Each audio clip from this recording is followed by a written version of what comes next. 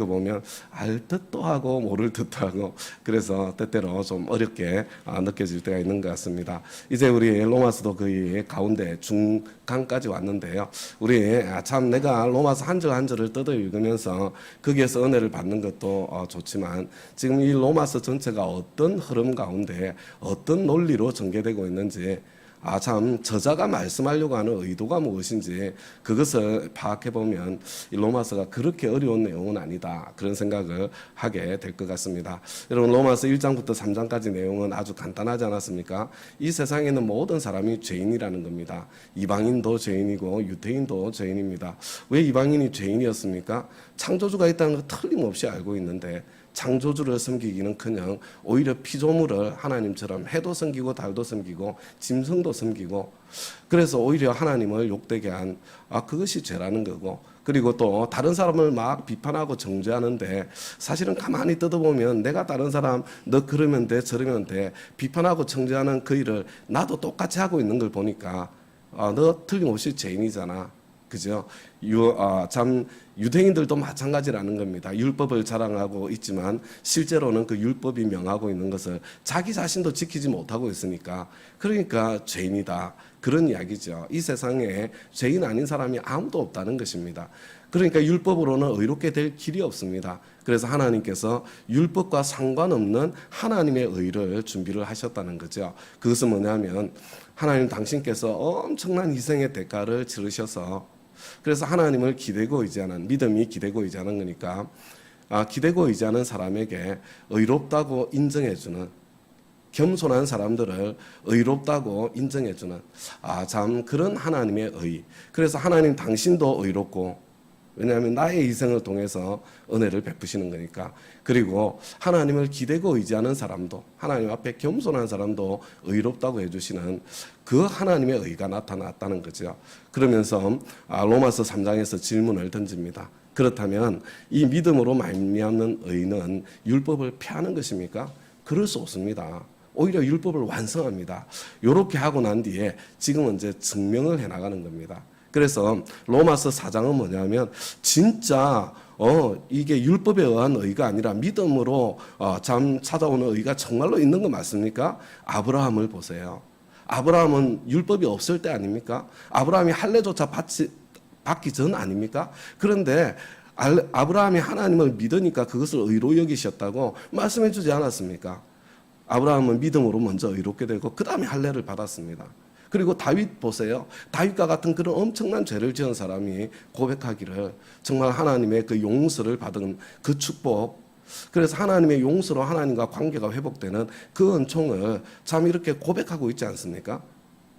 믿음으로 말미암는 의가 있는 겁니다. 이렇게 하고 난 뒤에 5장으로 넘어와서 그러면 도대체 우리를 의롭다고 불러주시는 믿음으로 의롭게 되었다는 말이 무슨 뜻입니까? 그것은 하나님과 관계가 회복되었다는 것입니다. 하나님과 화목하게 되었다는 것이고 하나님과 관계 속에서 살 수 있다는 것을 의미하는 것이고 우리 신앙인의 삶은 내 평생을 하나님과 동행하면서 살다가 하나님께서 끝까지 인도해 주시는 그 천국을 상속받는 겁니다. 우리가 죄인 되었을 때에도 그것밖에 안 되는 저와 여러분을 위해서 기꺼이 십자가까지 져주신 분이 저와 여러분을 당연히 반드시 아버지 집 영원한 천국까지 인도하는 것 당연하지 않겠습니까? 이렇게 반문하는 겁니다. 그죠? 우리가 죄인 되었을 때 원수 되었을 때도 우리를 사랑하셔서 구원의 길을 열어주신 주님이신데 우리가 예수 믿고 기대고 의지하고 하나님 뜻대로 살아보려고 노력하는데 때로 실패하고 넘어진다고 그것 때문에 내팽개치겠습니까? 주님의 사랑은 그보다 훨씬 더 큽니다. 끝까지 천국까지 우리를 인도하시고 완성하실 것입니다. 이게 5장까지 이렇게 5장 앞부분까지 전개가 된 겁니다. 그리고 그 다음부터는요 이제 질문에 대한 대답을 하는 거예요. 그런데 5장 후반부는 어떤 질문이냐면요. 그런데 예수님 한 사람이 죽었는데 어떻게 온 세상 사람들이 다 구원을 받을 수 있단 말입니까? 이 질문이거든요. 그러니까 그 질문에 대해서 이 질문이 명시가 안 돼 있을 뿐이에요. 아예 사도 바울이 글을 쓰면서 지금 이 복음에 대해서 도전하는 질문들을 전제하고 거기에 대한 대답을 해나가고 있는 거죠. 그래서 5장 후반부에는 아니 한 사람이 죽었는데 어떻게 유대인 이방인 모든 사람이 구원을 받습니까? 한 사람 아담이 죄를 지었는데 온 세상에 죄가 들어오지 않았냐? 똑같은 거다. 그래서 둘째 아담 예수를 통해서 하나님께서는 그 하나님의 의를 온 세상에 전해 주시는 것이다. 이렇게 말씀하는 거예요. 그러면 우리 6장은 함께 나누지 않았지만 6장은 어떤 질문이냐면요. 이 질문입니다. 그러면 마음대로 죄 짓고 살아도 되는 겁니까? 그러면 그냥 마음대로 내가 죽기 전까지 죄 짓고 살다가 그냥 죽기 직전에 그냥 예수 믿고 기대고 이제서 천당 가면 그게 제일 좋은 거 아닙니까? 이런 질문에 대한 대답을 하고 있는 거죠. 그런데 이런 내용입니다. 대답은 우리가 죄에게 참 죄의 병기로 우리 자신의 삶을 드렸을 때 그때 행복했습니까? 그때 오히려 마음이 불편하고 힘들지 않았습니까? 죄의 종로로 타고 살면 그냥 부끄러움과 후회만 찾아오지 않았습니까? 의의 종로로 타고 사는 삶이 훨씬 더 복됩니다. 훨씬 더 행복합니다. 그 이야기가 6장에 전개되는 내용이라고 이렇게 생각을 하시면 됩니다. 그러면 우리가 오늘 함께 읽은 7장은 뭐냐면요. 그러면 율법은 왜 주셨습니까? 이 질문이에요. 여러분 8장은 어떤 질문이냐면 예수 믿는 사람들도 별 볼 일 없던데요. 여기에 대한 대답을 하는 거예요. 어떻게 이제 8장에 가면 어떻게 율법이 완성된다는 이야기입니까? 우리가 보기에는 별 볼 일 없는데 거기에 대한 대답이 8장에 나와 있다 이렇게 생각하시면 됩니다. 7장은요. 그러면 도대체 율법의 목적이 뭡니까? 율법 왜 주신 겁니까? 그런데 1절에 이렇게 대답을 하죠. 나는 율법을 아는 사람들에게 말합니다. 이제 이거 율법 아는 사람들이 그런 질문을 하는 거죠. 대답이 뭐예요? 율법은 사람이 살아있는 동안에만 그 사람을 지배한다는 것을 알지 못합니까? 무슨 이야기냐면 율법은 죽이기 위해서 우리에게 주셨다는 거예요. 그래서 이 앞부분은요. 율법은 산 사람에게만 작동한다. 죽으면 더 이상 그 사람은 율법 아래에 있지 않고 율법으로부터 자유케 된다는 것을 지금 예를 들어서 설명하고 있는 거죠. 그래, 그렇다. 이런 생각이 들지 않습니까? 그래서 4절에 보면 나의 형제 자매 여러분, 그러므로 여러분도 그리스도의 몸으로 말미암아, 그리스도의 몸이 뭡니까? 십자가에 못 박히신 우리 주님이시죠. 율법에 대해서는 죽임을 당했습니다. 원래 예수를 믿는다는 것이 예수와 함께 죽고 예수와 함께 사는 것, 이게 우리가 예수를 믿는 거 아닙니까? 그래서 여러분은 다른 분, 곧 죽은 사람들 가운데서 살아나신 그분에게 속하게 되었습니다. 이제는 더 이상 율법 아래에 속해 있지 않고 부활하신 주님에게 속한 사람이 되었습니다. 왜 부활하신 주님에게 속한 사람으로 불러주셨습니까? 하나님을 위하여 열매를 맺게 하기 위함입니다. 여러분 이거 뭐라고 생각이 드세요? 하나님을 위해서 열매를 맺는다고? 하나님을 위해서 어떤 열매를 맺어야 되지? 근데 율법의 열매가 뭔지를 알면 하나님을 위한 열매가 뭔지 그게 선명하게 드러나는 거죠. 여러분 5절에 보면 이렇게 되어 있습니다. 이전에 육신을 따라 살 때는 이렇게 되어 있잖아요. 여러분 우리가 이제 육신을 따라 산다 이렇게 하면은 자꾸 우리는 내 욕망대로 사는 것 이거를 자꾸 생각을 합니다. 그리고 내 욕망대로 산다고 할 때 이 욕망을 언제나 나쁜 것으로 생각을 해요. 여러분 욕망이 다 나쁜 거예요? 욕망 나쁜 거 아닙니다. 어떤 욕망이든지 식욕이 나쁜 거예요? 그것 때문에 사는 거 아닙니까? 여러분 우리가 가지고 있는 욕망 자체가 선하고 악한 게 아니에요. 그런데 이 육신을 따라 산다는 것은 뭐냐면요. 사실은 이 죄의 본질이 나잖아요. 내가 해보겠다는 것. 이거 이야기하는 겁니다. 내가 해보겠다. 그때는 율법으로 말미암아 일어나는 죄의 욕정이 우리 몸의 지체 안에서 작용해서 죽음에 이르는 열매를 맺었습니다. 여러분 이게 대비가 되는 거예요. 하나님을 위해서 열매를 맺는 것은요. 이게 생명의 열매가 일어나는 거예요. 그런데 지금 율법을 내가 해보겠다는 내 힘으로 하겠다는 그래서 내 욕망이 작동하고 있을 때는 죽음에 이르는 열매가 맺히게 되는 거예요. 그런데 여러분 어떤 죽음에 이르는 열매일까요? 여러분 내가 율법대로 살아보려고 한번 해보세요. 율법대로 살아보려고 한 사람은 누구나 알게 됩니다. 율법대로 살아보려고 하면요. 언제나 절망으로 가게 돼 있습니다. 언제나 절망으로. 그죠? 그래서 내가 율법대로 살려고 막 노력을 했어요. 근데 나는 내 율법대로 사라지지가 않아요. 그러면 내 속에 죄책감 밀려오죠. 자괴감 밀려오죠. 한심한 마음 밀려오죠. 막 이렇게 밀려오지 않습니까? 이게 확 밀려와요. 그래서 야, 이게 내가 이것밖에 안 되는구나. 잘 안 될 때 절망하게 되는 거죠. 여러분, 잘 되면 어떻게 되던가요? 이 자리에 계신 분들은 사실은 율법대로 잘 사시는 분들입니다. 그래서 내가 율법대로 잘 사니까 괜찮던가요? 아니요. 그렇지 않습니다. 내가 율법대로 잘 살면요, 내 속에서 뭐가 솟아나요? 뿌듯한 마음이 솟아나요. 율법대로 잘 살아보세요. 그냥 내 남편이 너무 못마땅해. 내 자식들이 너무 못마땅해요. 아니 저렇게밖에 못하나? 왜 저 모양 저 꼴이지? 아니 저러고도 저걸 장식품으로 달고 다니나? 뭐 이런 이야기 뭐 하면서요. 근데 한번 생각을 해보세요. 자, 내가 내가 어떤 규칙을 좀 어긴 거, 이게 큰 죄예요. 형제를 판단하고 비판하는 게 더 큰 죄입니까?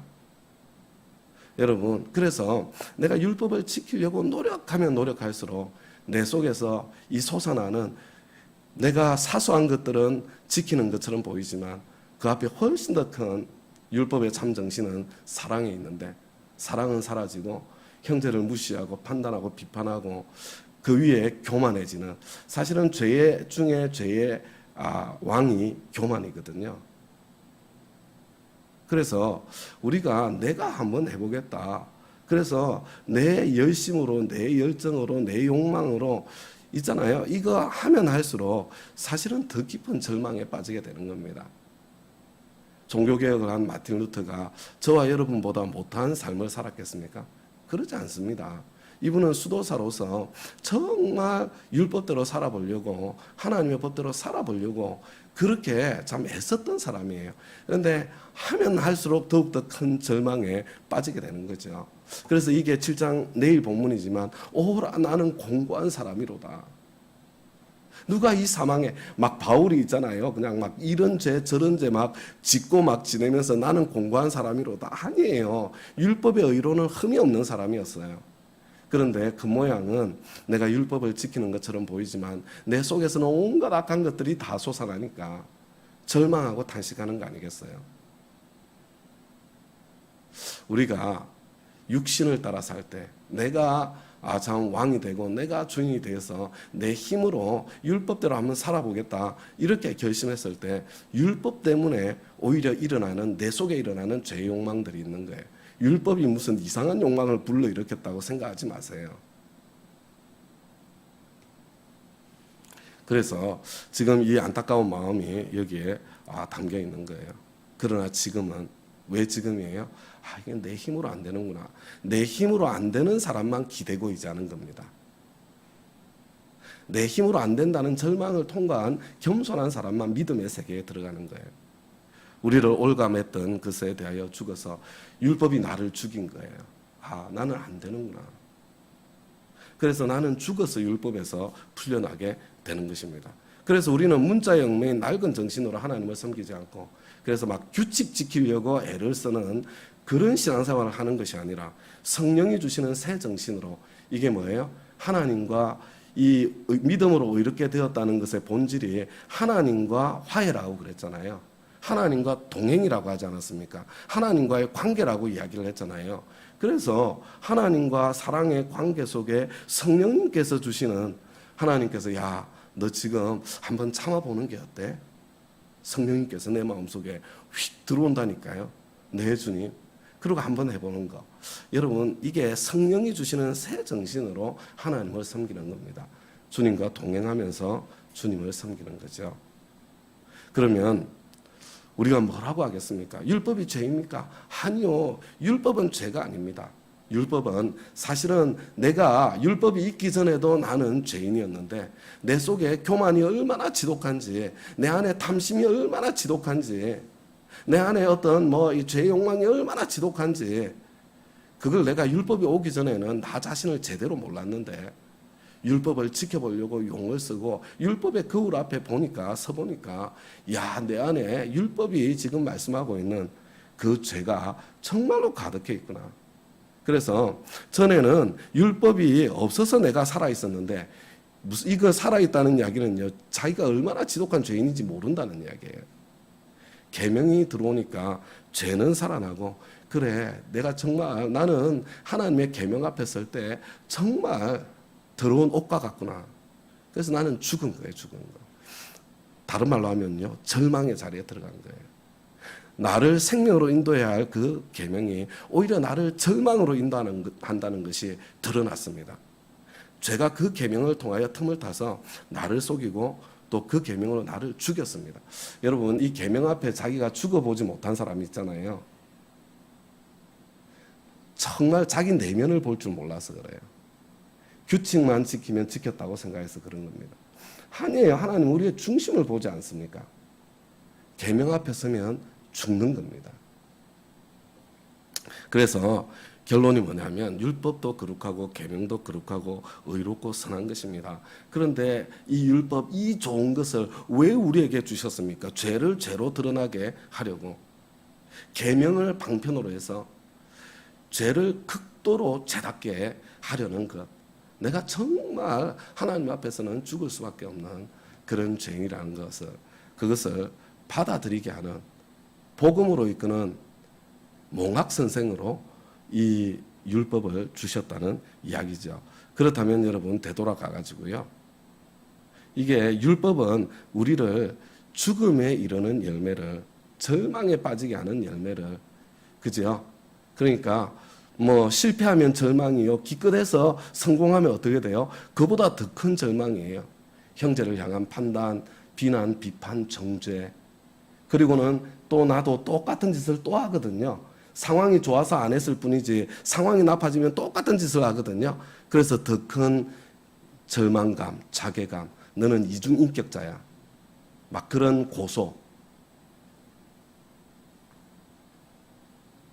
그러면 여러분 반대로 하나님을 위해서 열매를 맺는다는 게 뭐겠어요? 우리는요 너무 율법 종교에 찌들려 있습니다. 막 하나님을 위해서 엄청 큰 일을 하는 게 하나님을 위한 열매라고 자꾸 생각을 해요. 아니에요. 여러분 하나님을 위한 열매는 저와 여러분이 진짜로 행복하게 되는 겁니다. 저와 여러분이 진짜로 자유하게 되는 거예요. 진리를 알지니 진리가 너희를 자유케 하리라. 저와 여러분이 진짜 쉼을 누리게 되는 겁니다. 수고하고 무거운 짐진 자들아 다 내게로 오라. 내가 너희를 쉬게 하리라. 여러분 아버지가 자식을 향해서 뭘 바라시겠습니까? 아버지가. 하나님 아버지께서 저와 여러분에게 뭘 더 바라시겠어요? 저와 여러분이 진정한 자유, 진정한 쉼, 진정한 행복. 우리는 가짜에 속고 있거든요. 가짜에.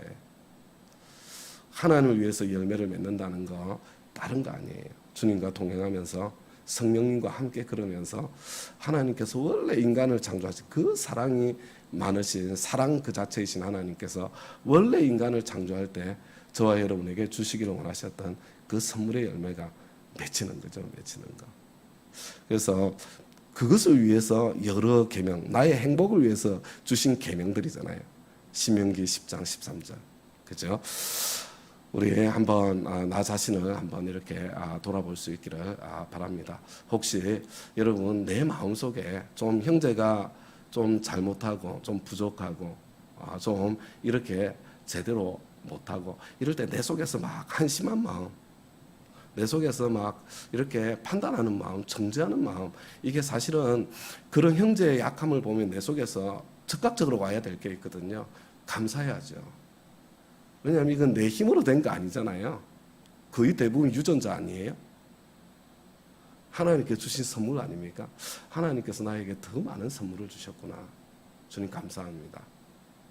그죠? 그리고 불쌍히 여기는 마음이 들어야지. 고마운 마음이 들어야지. 야, 안 되는데도 저렇게 애를 쓰는구나. 안 되는데도. 그리고 내가 섬길 마음이 생겨야죠. 그래, 저분의 저 부족함은 하나님께서 나에게 메우시라고 주셨구나. 이게 흘러야 이게 정상인 거예요. 정상. 그런데 그렇지 않고요. 지금 아유 왜 저래? 왜 저밖에 못해? 왜 저 모양이지? 막 이런 마음이 저는 안 솟아난다는 이야기가 아니에요.